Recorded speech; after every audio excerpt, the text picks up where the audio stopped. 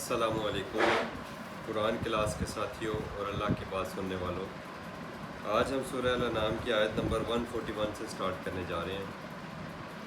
رب زدنی علما و عملا متقبلا، آمین یا رب العالمین۔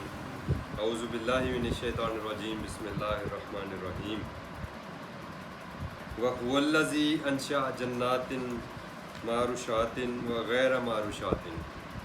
اللہ پاک کی خوبی بیان کی جا رہی ہے، اللہ تعالیٰ کی صفات اور اللہ تعالیٰ کے اختیارات کی بات کی جا رہی ہے کہ وہ ذات اللہ ہے کہ جس نے تمہارے لیے پیدا کیے ہیں جنات یعنی باغات، معروشات وہ جو عرش کے ساتھ ہے، یعنی وہ جو اونچائی پر ہے، بلندی پر ہے۔ اچھا، اس میں وہ آگے بات ہو رہی ہے وغیرہ معروشات، یعنی وہ بھی جو چھت کے اوپر نہیں ہے، یعنی عرش سے یہ مراد ہے کہ جیسے وہ چھتریاں ہوتی ہیں نا، جو لوگ ہمارے اس گارڈننگ کے شعبے سے ریلیٹڈ ہے یا زراعت سے ریلیٹڈ ہے، جیسے انگور کی بیلیں ہوتی ہیں، اور یہ جو پھلوں کی بیلیں ہوں یا سبزیوں کی بیلیں ہوں، تو ان کے لیے چھتریاں لگا دی جاتی ہیں اور ان بیلوں کو ان چھتریوں کے اوپر چڑھا دیا جاتا ہے، اور پھر ان کا جو پھل ہوتا ہے جیسے انگور ہیں اور اس طرح کا جو پھل ہوتا ہے نا، وہ ان چھتریوں سے نیچے کی طرف لٹک رہا ہوتا ہے۔ تو اللہ تعالیٰ نے کہا کہ باغات میں جو بھی کچھ اگتا ہے، والنخل، اور یہ نخل وہی ہے جو کھجور جس کو کہتے ہیں آپ، یا آپ نخلستان بھی ایک لفظ اردو میں استعمال ہوتا ہے، یعنی کھجوروں کا باغ، والزرع، اور کھیتی جو بھی اگائی جائے، یعنی آپ کی اناج کے لیے، چاہے آپ اناج کے لیے اگائیں، کوئی بھی کراپس جو آپ کی ہوتی ہیں، کوئی ویٹ ہو گئی یا کاٹن ہو گئی، اور اس طرح سے سبزیوں سے ریلیٹڈ، اور اللہ تعالیٰ نے کیا کہا مختلف اکلہ، بہت ساری چیزیں جو مختلف تم لوگ کھاتے ہو، کھانے سے ریلیٹڈ اللہ پاک نے جو کچھ تمہارے لیے پیدا کیا، والزیتون والرمان، اور زیتون آپ کو معلوم ہے کہ اولیو کا جو ہے وہ آئل یوز کیا جاتا ہے، یعنی روغن کے طور پہ آپ اپنی سبزیاں پکاتے ہیں، سالن پکاتے ہیں، اس میں روغن استعمال ہوتا ہے۔ تو یہ ساری اللہ تعالیٰ کی نعمتیں ہیں جو اللہ تعالیٰ نے ہمارے لیے اگائی ہیں۔ اللہ تعالیٰ کہہ رہے ہیں کہ اس میں غور و فکر کرو۔ اور پچھلے رکوع میں اللہ تعالیٰ نے جو اللہ تعالیٰ کے ساتھ شریک ٹھہراتے ہیں، اللہ تعالیٰ کی ذات میں، اللہ تعالیٰ کی صفات میں اور اللہ تعالیٰ کے اختیارات میں دوسروں کو بھی اللہ کے برابر کر دیتے ہیں، اس حوالے سے اللہ تعالیٰ نے بات کہی کہ وہاں پر کیا ہوتا ہے کہ تم نے جو اللہ تعالیٰ کا حصہ ہے وہ غیر اللہ کی طرف لے جاتے ہو، جبکہ غیر اللہ کے نام پر جو تم نے چڑھاوے چڑھاتے ہوتے ہیں، جو کچھ بھی ان کے نام پر تم نے خرچ کرنا ہوتا ہے، ان کی خوشنودی حاصل کرنے کے لیے تم جو بھاگ دوڑ کرتے ہو وہ تم اللہ تعالیٰ کے لیے نہیں کرتے۔ تو اللہ تعالیٰ پھر کائنات میں سے اپنی مثالیں دے رہے ہیں، اور میں اس لیے یہاں پر پھر دوبارہ دہرا دوں کہ قرآن اللہ کا قول ہے اور کائنات اللہ کا فعل ہے۔ تو اللہ تعالیٰ اپنے قول و فعل کو سمجھانے کے لیے ہمیں توجہ دلاتے ہیں کہ میرے قول کو اگر سمجھنا چاہتے ہو تو میرے فعل کی طرف جاؤ اور دیکھو کہ میں نے تمہارے لیے کیا کچھ کیا ہے۔ متشابہن غیر متشابہ، اچھا یہ فروٹس اور یہ ویجیٹیبلز جو کچھ بھی ہم استعمال کرتے ہیں، اور ایون کہ جو ہمارے الانعام کے لیے اللہ تعالیٰ نے جو گراس جو اللہ تعالیٰ نے پروڈیوس کیا زمین سے، اس میں بھی بہت ساری قسمیں ہوتی ہیں۔ تو اللہ تعالیٰ نے کہا کہ وہ آپس میں ملتی جلتی بھی ہیں اور مختلف بھی ہوتی ہیں۔ تو اس میں کیا ہے کہ عقل والوں کے لیے نشانی ہے کہ وہی زمین ہے جو وہ یہ سب کچھ اگا رہی ہے، سوائل وہی ہے، مٹی وہی ہے، اور اس سے تمہارے لیے طرح طرح کے پھول، پھل، درخت اور فروٹس اور ویجیٹیبلز، اور تمہارے انعام کے لیے ڈفرینٹ جو کچھ بھی تمہارے چوپایوں کے لیے اللہ تعالیٰ نے کہا ہے نا اگتا ہے زمین سے، اور وہ سارے بھی ملتے جلتے بھی ہیں اور مختلف بھی ہیں۔ یعنی کس حوالے سے کہ آپ دیکھیں کہ کلر کے حوالے سے ملتے جلتے ہوں گے، شیپس کے حوالے سے ملتے جلتے ہوں گے، لیکن آپ اس کو جو ٹیسٹ کرتے ہیں تو وہ بالکل ڈفرینٹ ہے۔ تو یہ اللہ تعالیٰ کی نشانیوں میں سے ہے کہ یہ ہے اللہ کی ذات اتنی باریک بین اور اتنی تخلیق کار، یعنی المصور اللہ تعالیٰ ہے جس نے تمہارے لیے طرح طرح کی چیزیں پیدا کی۔ تو کیا یہ اختیار اللہ کے سوا کسی اور کے پاس ہے، یا کسی اور کے پاس ایسی کوئی صفات ہیں کہ وہ یہ سب کچھ کر سکے؟ تو کلوا من ثمرہ، اللہ کہہ رہے ہیں کہ بے شک میں نے تمہارے لیے یہ اپنی نعمتیں پیدا کی ہیں، ان میں سے کھاؤ اذا اسمرا، جب یہ تیار ہو جائیں، جب پھل آ جائے تو کھاؤ، وآتو، اور دو، حقہ، جن لوگوں کو اللہ تعالیٰ نے تمہارے مال میں جن کا حق رکھا ہے ان کو اوپر خرچ کرو، ان کو بھی دو، یوم حصاد ہی، جب تم اپنی فصل کاشت کرنے لگو، یعنی فروٹس کا بھی آپ کو پتہ ایسے ہی ہے، جب آپ فروٹ اتارتے ہو یا آپ گندم کے حوالے سے، چاول کے حوالے سے، کوئی بھی اجناس کے حوالے سے آپ دیکھ لیں تو اس کا جو بھی جب ٹائم آتا ہے تو آپ وہ سب اتارتے ہو، حصاد ہی، جب اس کا فصل کاٹنے کا وقت ہے تو تم ان لوگوں کو دو جو اللہ کے راستے میں جو محتاج ہے۔ تو یہ اللہ تعالیٰ نے آپ کو اور مجھے زندگی گزارنے کے لیے قدم قدم پر رہنمائی عطا کی ہے۔ ولا تسرفو، اور دیکھو یہ مت کرنا کہ اب تمہارے پاس اللہ تعالیٰ نے تمہیں مال دیا، تمہیں رزق دیا تو تم اس کو اسراف کرو، یعنی بے جا خرچ کرنے کو اسراف کہتے ہیں، بے مقصد مت خرچ کرو، فضول خرچی مت کرو، انہ لا یحب المسرفین، کیونکہ اللہ تعالیٰ کی تم محبت میں کام کرنا چاہتے ہو، اللہ تعالیٰ کی خوشنودی حاصل کرنے کے لیے تم اپنی زندگی گزارتے ہو، تو یہ کام اللہ تعالیٰ کی خوشنودی کے خلاف ہے، اس سے اللہ کی محبت نہیں تمہیں ملے گی۔ اور یہ دراصل تمہیں کون سکھاتا ہے؟ اللہ تعالیٰ نے قرآن میں ایک اور جگہ پہ بتایا کہ ان المبذرین کانوا اخوان الشیاطین، وہ جو فضول خرچ ہیں وہ شیطان کے بھائی ہیں، اور اس طریقے سے ہمیں پورے قرآن میں گائیڈ لائنس دی جا رہی ہیں۔ وَمِنَ الْأَنْعَامِ حَمُولَةً وَفَرْشًا، اور یہ جو الانعام ہے یہ اللہ تعالیٰ کی نشانیوں میں سے ہیں اور تمہارے لیے اللہ تعالیٰ نے حلال قرار دیے ہیں۔ سورہ مائدہ کی پہلی، دوسری، تیسری آیت میں بڑی تفصیل کے ساتھ اللہ تعالیٰ نے بیان کیا، یہاں سورہ الانعام میں بھی پیچھے ہم تفصیل کے ساتھ پڑھتے آئے ہیں اور وہاں پر ہم اس کو ڈسکس بھی کرتے رہے ہیں۔ تو اللہ تعالیٰ کہہ رہے ہیں کہ ان میں کچھ بوجھ اٹھانے والے بھی ہیں الانعام میں۔ پچھلی مرتبہ بھی بات ہوئی تھی کہ انعام جو ہیں آپ کے وہ بوجھ اٹھاتے ہیں، تو کس نے کہا ہے کہ ان کو حرام قرار دیا ہے؟ تو وہاں پر بھی بات ہوئی تھی تو ہم نے اس کو کھولا تھا، اور یہاں پر بھی کہ انعام کے اوپر آپ اپنے جیسے اونٹ ہے اور یہ جو ہمارے ہاں جو بیل ہے، اس طرح کے جاندار جو ہیں ہم ان سے مال برداری کا بھی سارا اپنا وہ لیتے ہیں، تو اللہ تعالیٰ نے کہا حمولتاً، حمل سے ہے یہ لفظ، بوجھ اٹھانے والے، وہ فرشا، اور انعام میں وہ چھوٹے جانور بھی شامل ہیں جو زمین کے ساتھ لگے ہوئے ہیں جیسے بھیڑ بکریاں وغیرہ۔ کلوا مما رزقکم اللہ، وہ رزق کہتے ہیں عربی میں ہر وہ چیز جو تمہیں اللہ تعالیٰ نے دی ہے۔ اب اللہ تعالیٰ نے یہاں پر ہمیں اوپر بتایا، ساری ڈیٹیل آ گئی انعام کے حوالے سے بھی، گوشت کے حوالے سے، فروٹس کے حوالے سے، ویجیٹیبلز کے حوالے سے، اور جو ہماری آٹا ہے، گندم ہے، چاول ہے، ہر اس لحاظ سے اللہ تعالیٰ نے مکمل ڈیٹیلز یہاں پر دی کہ یہ سب تمہارے لیے اللہ تعالیٰ نے پیدا کیا، تو تمہیں اللہ تعالیٰ نے حرام نہیں قرار دیا ان میں سے کسی چیز کو۔ اور آج بھی جو آیات آ رہی ہیں وہ پھر مزید حلال اور حرام کے حوالے سے اللہ تعالیٰ نے ڈسکس کیا اس کو۔ وَلَا تَتَّبِعُوا خُطُوَاتِ الشَّيْطَانِ، دیکھو شیطان کے نقش قدم پر نہ چلنا۔ شیطان کیا کرتا ہے؟ شیطان تمہارا داعیہ، تمہارا موٹیو، جو تمہارا مقصد ہے اور جو تمہاری ایک کنسنٹریشن ہے اپنے رب کے ساتھ، جو تمہاری توجہ ہے، جو تمہاری وہ ہے نا تقویٰ کی جو اصل میننگ کہ تمہارا مد نظر اللہ تعالیٰ کی ذات ہے، تو شیطان کیا کرتا ہے؟ وہ تمہیں اللہ تعالیٰ سے ٹریک کر دیتا ہے، ہٹاتا ہے وہاں سے۔ تو ٹریک کس کا نہیں تم نے فالو کرنا؟ خطوات، خط کی جمع ہے جس کا مطلب ہوتا ہے ٹریک، یعنی راستہ۔ تو تم نے شیطان کے بتائے ہوئے راستوں کی پیروی نہیں کرنی۔ وہ میلوں ٹھیلوں، عرسوں مزاروں درباروں غیر اللہ کے نام کے اوپر سجاوٹیں کرواتا ہے، تم سے خرچے کرواتا ہے، اور وہ تمہارے اعمال کو اکارت کر دیتا ہے۔ اس دنیا میں بھی تمہارا مال بھی ضائع ہوتا ہے، تمہارا زندگی کا وقت بھی قیمتی ضائع ہوتا ہے، اور آخرت میں تم اللہ تعالیٰ کے ہاں جہنم میں جاؤ گے۔ اور وہ ہم نے آیات پچھلی مرتبہ کھول کر بڑی وضاحت کے ساتھ ڈسکس بھی کی تھی، اور وہ انشاءاللہ آگے بھی آ جائیں گی۔ تو یہ قرآن ہے، یہ بار بار اللہ تعالیٰ کی طرف سے ہمیں یاد دہانی کروائی جا رہی ہے ان ساری باتوں کی۔ اِنَّهُ لَكُمْ عَدُوٌّ مُّبِينٌ، کیونکہ وہ تو کھلم کھلا تمہارے ساتھ دشمنی پر، اپنے مشن پر چل رہا ہے، کیونکہ اس نے پہلے دن ہی اللہ تعالیٰ کو چیلنج کر دیا تھا کہ اللہ میں تیرے بندوں کو گمراہ کروں گا۔ تو جو دشمنی اس نے ہم سے مول لی تھی وہ اپنے کام پر کاربند ہے، تو پھر ہم انسان کیوں اپنے کام سے ڈیویٹ ہوں؟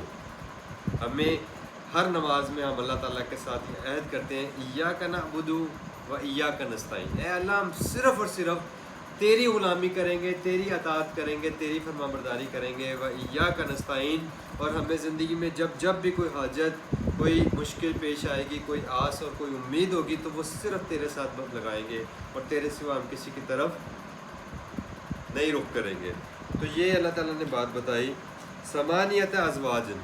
یہ جو الانعام ہے میں نے آپ کو بتایا تھا، وہاں پر بھی میں نے آپ کو یہ بتایا تھا کہ اللہ تعالیٰ نے بتایا کہ 8 اقسام ہیں ان کی، اور وہ 8 اقسام کے ہیں، دراصل وہ 4 اور پھر ان کے جوڑے جوڑے، اسی لیے اللہ نے کہا ثمانیت ازواج، 8 جوڑے ہیں بیسیکلی یہ ملا کر۔ من الضان اثنین، بھیڑ اس میں سے اس کے 2 یعنی مذکر اور مؤنث، ومن المعز اثنین، اور بکری اس میں سے اس کے 2۔ کل اے رسول اللہ صلی اللہ علیہ وسلم آپ ان سے پوچھیے آذکرین کہ یہ جو مذکر ہیں ان الانعام میں سے جو حرم ام الانثیین، ان جو مذکر دونوں میں سے ہیں، بھیڑ میں سے بھی اور بکرے میں سے بھی، ان مذکر کو کس نے حرام قرار دیا ہے؟ جو پیچھے بات آ رہی تھی جو ہم نے آیت نمبر 139 میں پڑھی تھی کہ انہوں نے کہا کہ یہ جو مذکر ہیں ان کے وہ ہمارے مردوں کے لیے خالص ہیں اور عورتوں کے اوپر حرام ہے، تو اس حوالے سے اللہ تعالیٰ ہم سے پوچھ رہے ہیں۔ اور میں آپ کو اکثر یہ بتاتا ہوں کہ ہمارے معاشرے میں اور دنیا کے مختلف معاشرے میں کہیں نہ کہیں کسی نہ کسی حوالے سے اللہ تعالیٰ کے حلال کردہ چیزوں کو کسی نظریے عقیدے کے تحت حرام قرار دے دیا جاتا ہے، تو پھر اللہ تعالیٰ ان تمام عقائد کی، ان نظریات کی تصحیح کے لیے ہمیں اپنی کتاب میں وہ ساری چیزیں کھول کر بیان کر دیتے ہیں۔ چونکہ یہ قرآن پوری انسانیت کے لیے، اس لیے پوری انسانیت کے پاس ہمیں دیکھنا ہوگا کہ کہاں کہاں انسانیت یہ غلطی کر رہی ہے، یہ ٹھوکر اس نے کھائی ہوئی ہے اور وہ غلط ٹریک پر چلی گئی ہے، تو اس کو واپس اس اللہ تعالیٰ کے حاضر ہی صراط ربو کا، یہ جو تمہارے رب کا راستہ ہے، جو ہم نے پچھلی دفعہ بھی اس آیت کو دہرایا تھا کہ وَهَٰذَا صِرَاطُ رَبِّكَ مُسْتَقِیمًا، تو یہ وہی بات ہے کہ کس نے حرام قرار دیا اَمَّا اشْتَمَلَتْ عَلَيْهِ أَرْحَامُ الْأُنثَیَیْن، کہ جو شامل ہوا ہے، جو کہ مشتمل ہے ان ماداؤں کے ارحام میں جو کہ ان دونوں کی ہیں، اس کو کس نے حرام قرار دیا؟ کیونکہ انہوں نے وہاں پر یہ بات کی تھی آیت نمبر 139 میں۔ نبئونی، اللہ پاک کہہ رہے ہیں کہ مجھے بتاؤ۔ اب اللہ پاک جو بات پوچھ رہے ہیں یہ بڑی امپورٹنٹ ہے۔ حلال اور حرام کے حوالے سے پورے قرآن میں اللہ تعالیٰ بالکل اسٹریٹ فارورڈ ہے اور بالکل کھول کر اللہ تعالیٰ نے بیان کیا ہے، اور اللہ تعالیٰ کہتے ہیں کہ میری حلال اور حرام کے حوالے سے تمہیں میرے پاس علم میں سے دلیل لے کر آنی ہوگی۔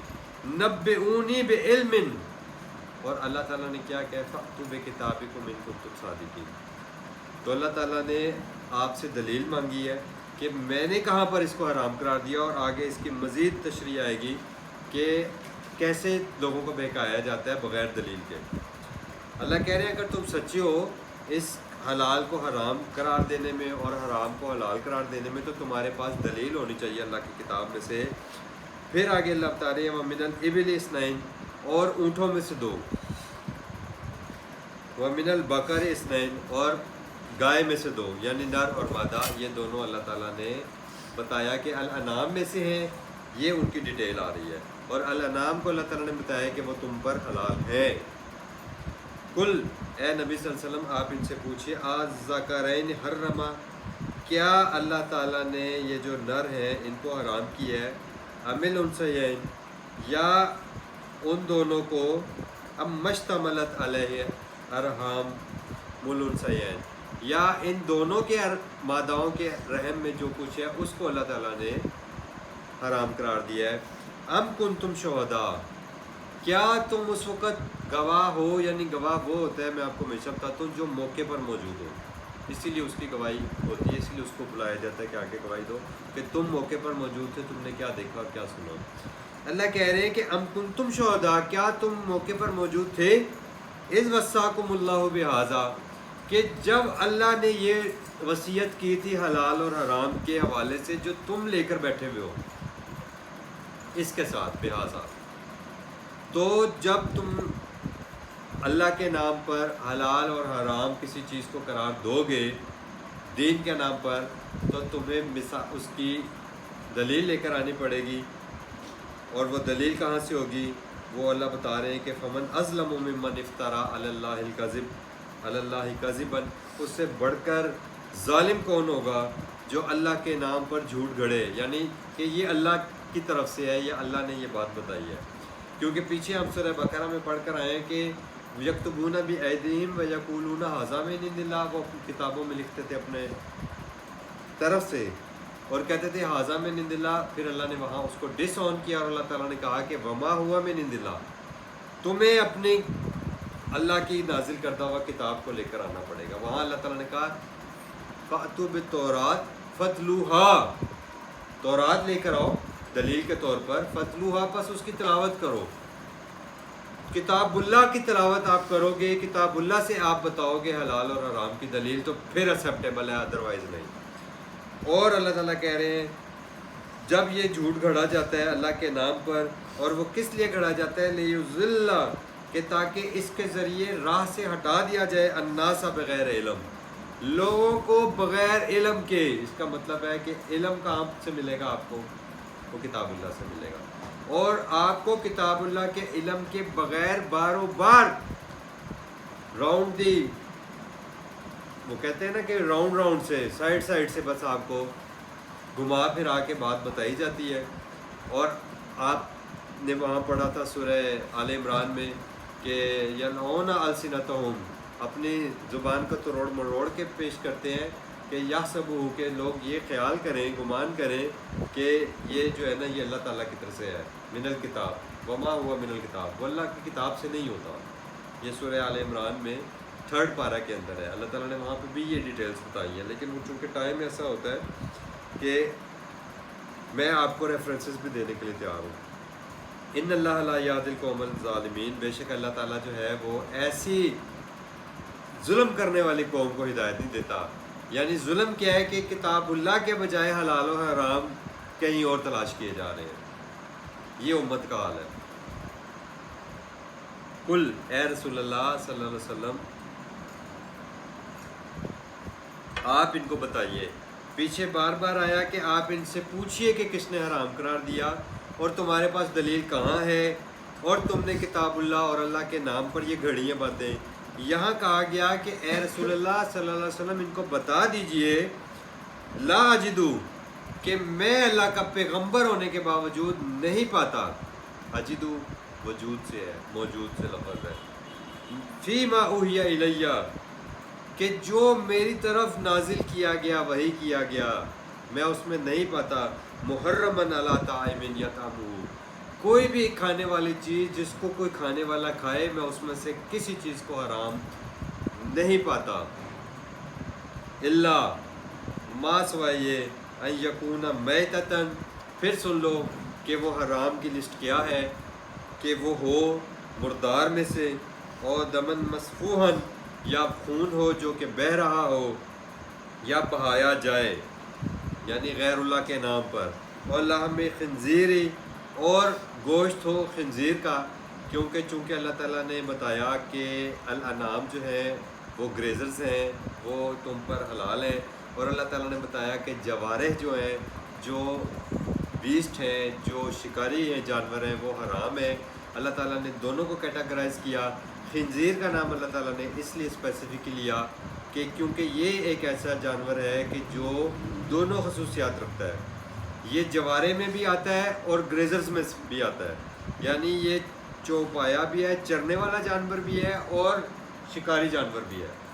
تو اللہ تعالیٰ نے اس کا نام لیا کیونکہ اس کے اندر ڈیول یہ کوالٹیز ہیں. تو اللہ تعالیٰ نے اس لیے اس کو نومینیٹ کیا خنزیر، ورنہ سارے جوارے جو ہیں وہ حرام ہیں. اس کو کہا کہ یہ چونکہ گریزر بھی ہے تو اس کو نومینیٹ کر دیا کہ یہ حرام ہے. اس لیے اے رسول ان کو بتاؤ کہ میں ان کے علاوہ کسی چیز کو حرام نہیں پاتا. خنزیر بھی حرام ہے. فَإِنَّهُ رِجْسٌ، تو یہ کیا ہیں؟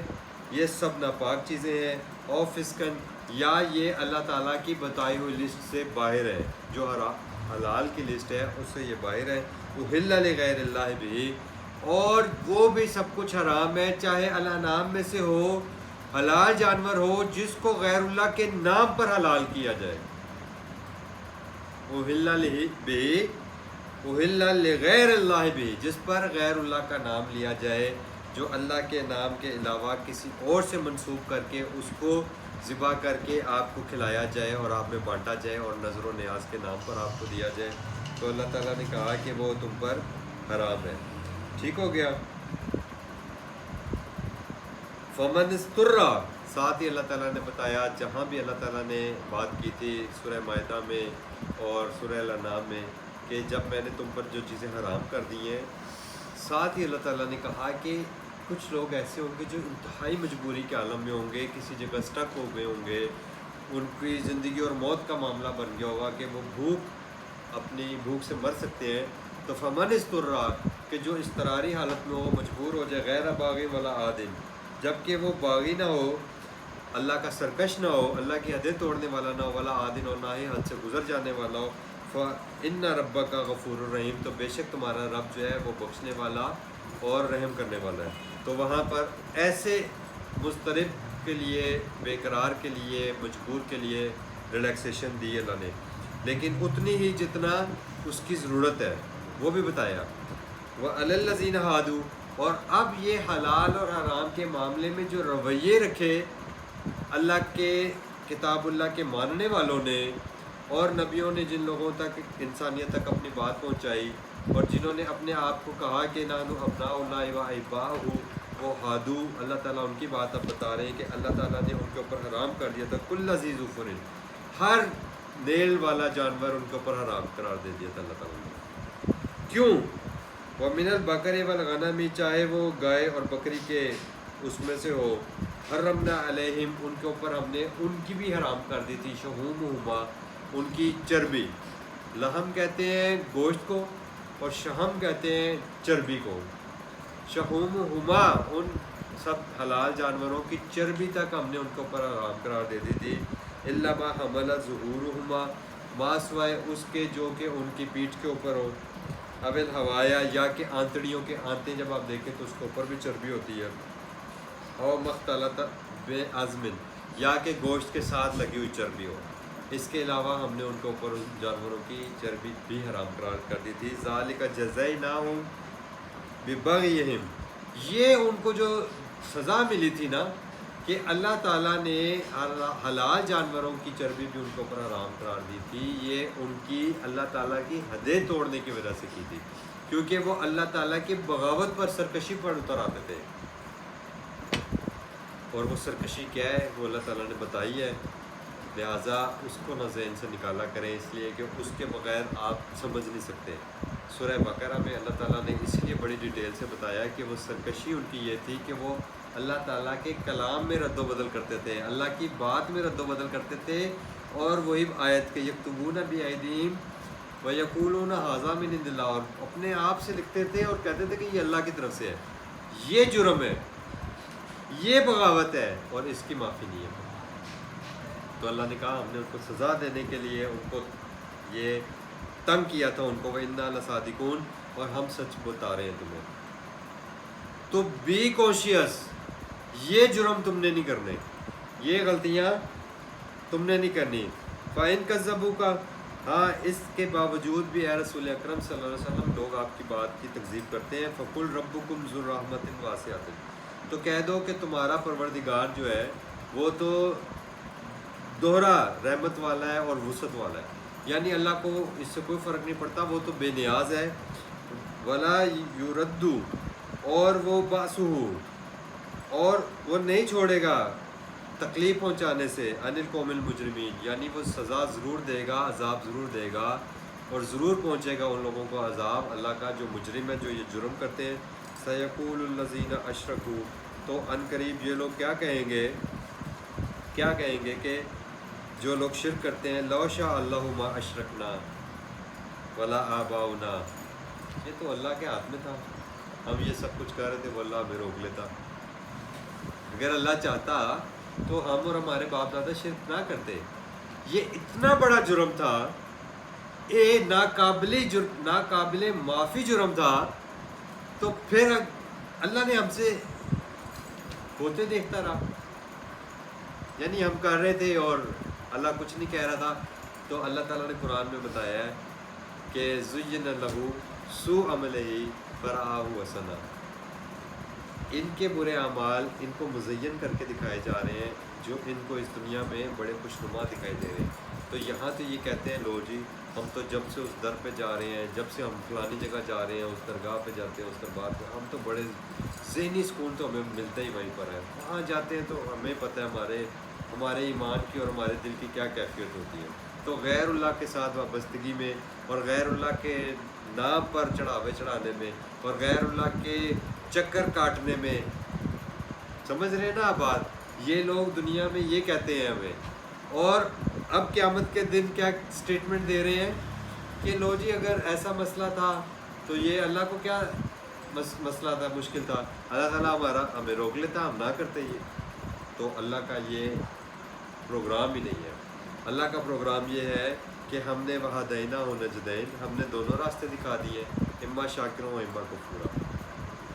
آپ کی مرضی ہے، آپ اس کو ایکنالج کریں اور اس راستے پر چلیں، اما کفورا. اور اگر آپ کی مرضی ہے، آپ اللہ کی بتائی ہوئی ہدایت کے مطابق زندگی نہیں گزارنا چاہتے، تو اللہ کا کوئی سنت نہیں ہے کہ وہ کسی کا ہاتھ پکڑ کر زبردستی اس کو روکے.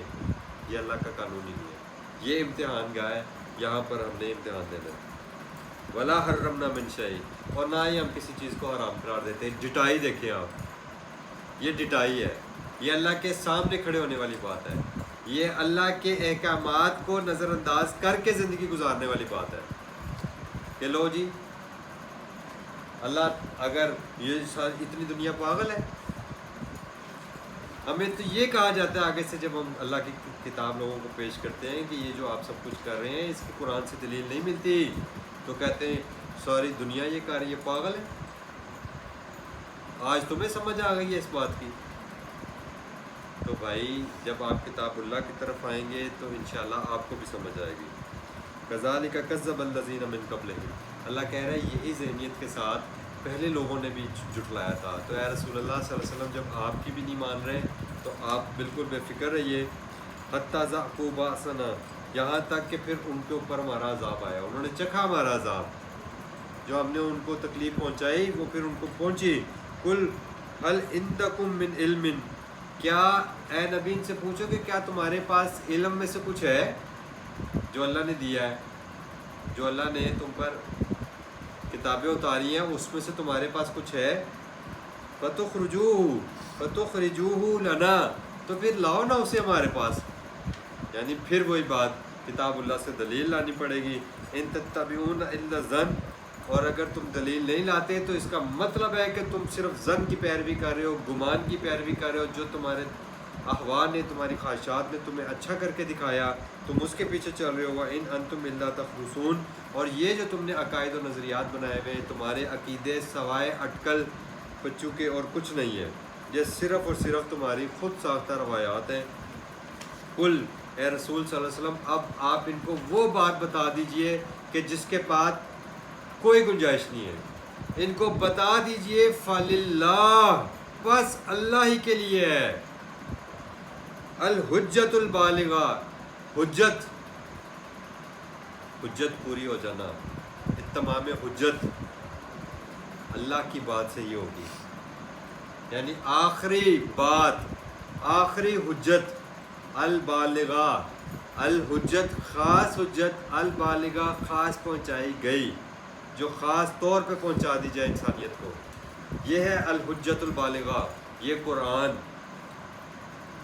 اے رسول ان کو بتا دو کہ تمہارے پاس اگر کوئی حجت ہے، کوئی چیز کرائٹیریا ہے، کوئی پیمانہ ہے جہاں سے تم ثابت کرو گے تو وہ اللہ کی کتاب ہے. الحجت البالغہ، وہ اللہ کی بات ہے، وہ اللہ کی کتاب ہے.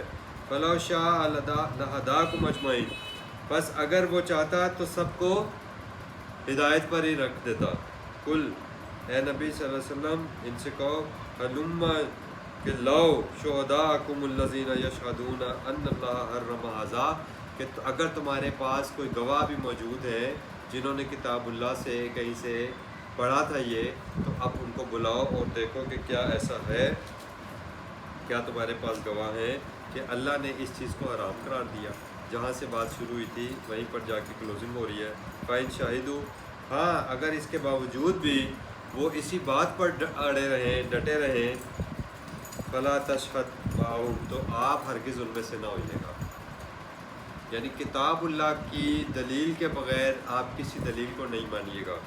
وَلَا تَتَّبِعْ أَهْوَاءَ الَّذِينَ، اس کی تشریح آ گئی کہ کتاب اللہ کے بغیر کسی دلیل کو نہیں مانے گا، کیونکہ وہ کیا ہوں گی، وہ ان کی خواہشات نفسانی ہے، ان کی اتباع نہیں کرنی۔